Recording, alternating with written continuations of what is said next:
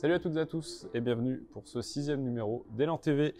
Nous sommes le 25 novembre, veille de match contre Nantes et nous recevons aujourd'hui Mickaël Gélabal. Salut Mickaël, ou plutôt devrais-je dire, Sakamaché Mickaël.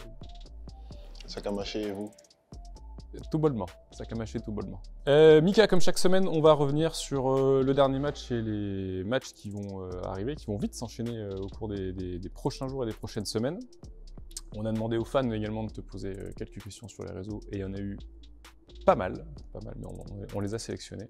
Et puis je vais te demander de parier avec notre partenaire Joabet, le casino Joie de Centenay, à la fin de ce Élan TV. Mika, on a perdu dimanche dernier à Saint-Quentin après 3 victoires d'affilée. On sortait d'un break de 15 jours. Un petit mot sur ce match qu'on perd donc après prolongation. Match très compliqué. On a suivi les directives que le coach nous avait dit avant le match. Ensuite, on a une équipe très agressive qui ont bien déroulé leur basket aussi.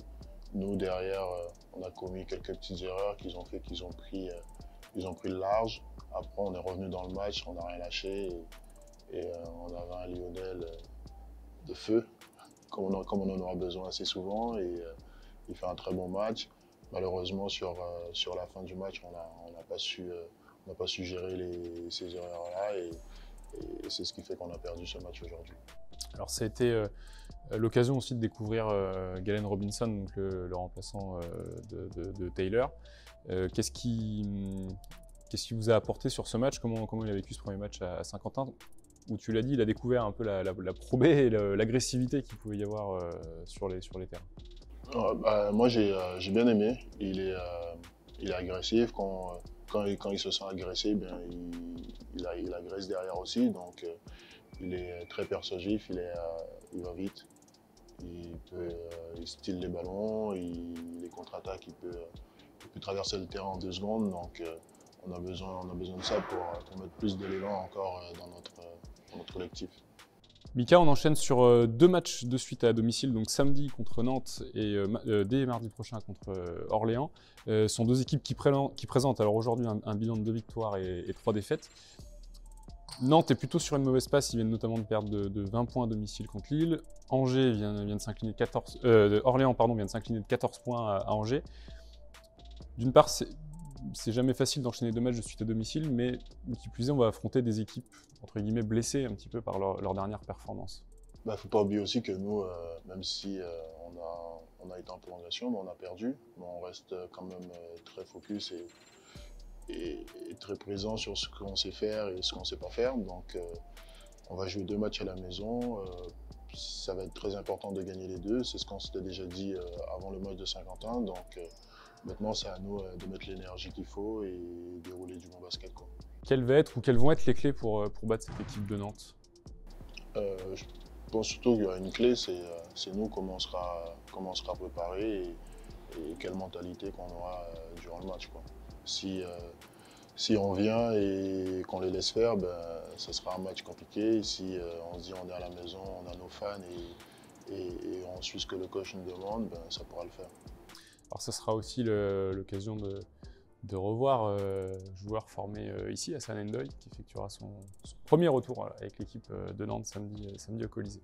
Mika, on a demandé à nos fans sur les réseaux sociaux, comme chaque semaine, s'ils avaient des questions à te poser. Et bien sûr, il y en a eu un florilège qu'on a sélectionné. La première, c'est: comment vas-tu physiquement?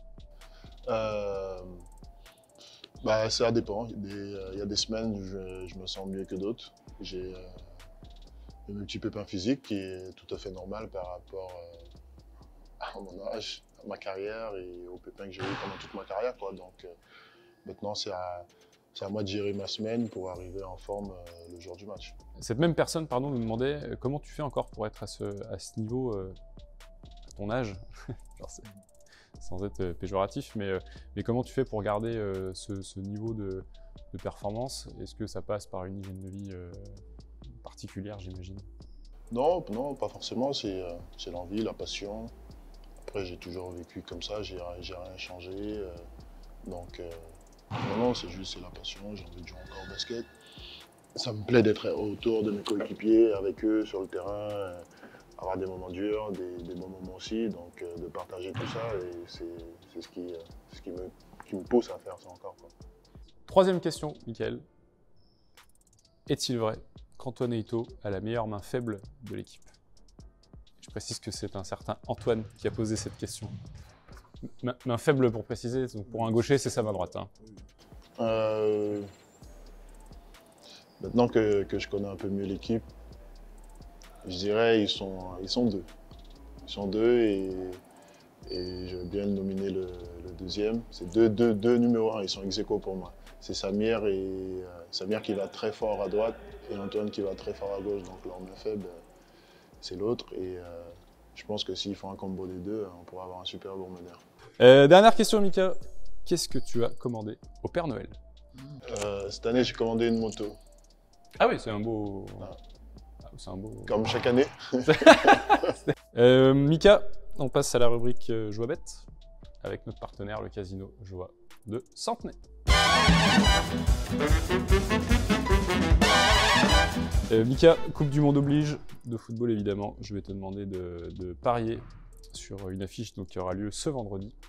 Je tiens à préciser qu'enfin, la semaine dernière, on a eu un pari gagnant avec Lucas, qui a quand même réussi à trouver la bonne réponse. Mika, je vais te demander de parier sur le match qui va opposer les États-Unis à l'Angleterre ce vendredi 25 novembre. Je sais que je suis un grand parieur. Pas du tout. En plus au foot, non. Je sais que c'est un sport qui te passionne, c'est pour ça que je l'ai choisi particulièrement. Bon, je dirais l'Angleterre. 2-0.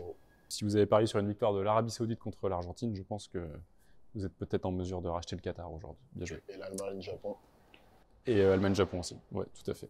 2-3 actus avant de se quitter chez nos partenaires. Vous avez les portes ouvertes chez René Pierre qui commencent ce samedi 25 novembre jusqu'au 5 décembre avec ouverture les samedis dimanches. Et puis évidemment, on est en semaine de Black Friday, donc vous pouvez retrouver des offres chez le groupe Guillet notamment, avec les marques Kia, Opel, Suzuki, Leclerc, la Fnac, etc. etc. N'hésitez pas à vous rendre sur les sites de nos partenaires. Mika, on se retrouve samedi contre Nantes et ensuite mardi prochain contre Orléans. On vous espère nombreux. Tu veux dire un dernier mot avant qu'on se quitte? Ouais.